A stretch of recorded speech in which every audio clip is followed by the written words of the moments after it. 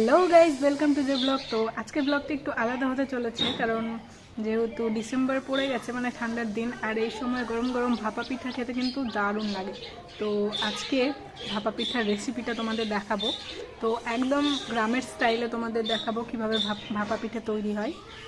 তো গাইজ, এখানে একটা হাঁড়ি নেওয়া হয়েছে, আর এই হাঁড়িটার মধ্যে জল আছে, কারণ জলটা যখন গরম হবে ফুটবে তখন এখান দিয়ে বাষ্প বের হবে।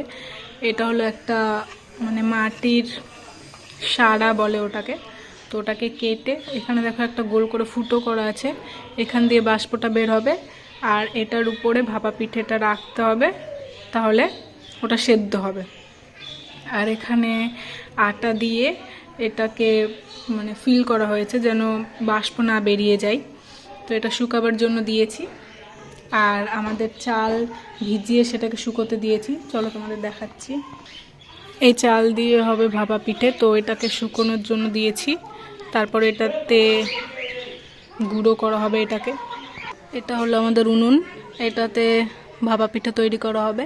এটা আমার মা ইউটিউব দেখে বানিয়েছে। ইউটিউবের ফায়দা আছে বলো। আর ভাপা পিঠের জন্য মেন যেগুলো ইনগ্রিডিয়েন্টস, সেগুলো একটা হলো চেরি, কিশমিশ, খেজুরের গুড়, নারকেল। তো এগুলোকে রেডি করা যাক। যে চালটাকে শুকোতে দিয়েছিলাম সেটা কিন্তু ব্লেন্ডারে ভালো করে ব্লেন্ড করে নিয়েছি। এরপর এটাতে গরম জল অ্যাড করে মাখতে হবে। তার আগে আমি এখানে ড্রাই ফ্রুটগুলো কেটে নিয়েছি, আর নারকেলটাও কুচি করে নিয়েছি। এখানে আমি এখন গরম জল অ্যাড করছি। আর হ্যাঁ, সামান্য নুনও অ্যাড করেছিলাম, ভিডিওতে দেখাতে ভুলে গেছি। আর হ্যাঁ, তোমরা কিন্তু বেশি করে জল দেবে না, একটু একটু করে জল দেবে। আর যেহেতু আটাটা একটু গুটি গুটি হয়ে যায়, তাই জন্য এই ছাকনাটাতে ভালোভাবে আটাটাকে ঝরিয়ে নিয়েছি, তাহলে কি মসৃণ আটা পড়বে নিচের দিকে। এরপর যখন জলটা ফুটতে লাগবে তখন কিন্তু বাষ্প বের হবে ঠিক এইরকম। তারপর কিন্তু আমাদেরকে সে পিঠাটা রেডি করে নিতে হবে। এখানে দেখো, প্রথমে একটা চালের লেয়ার দিয়ে তার উপরে কিন্তু খেজুরের গুড়, নারকেল আর চেরি ফলগুলো দিয়ে দিয়েছি। তার উপরে আরেকটা লেয়ার করতে হবে আটার। তারপর কিন্তু একটা মশারি হলে ভালো হয়, আমি এখানে একটা ওড়না কেটে নিয়েছিলাম। তো ওড়নাটার মধ্যেও কিন্তু ফুটো ফুটো ছিল, যার মধ্যে দিয়ে বাষ্প সহজেই ঢুকতে পারতো।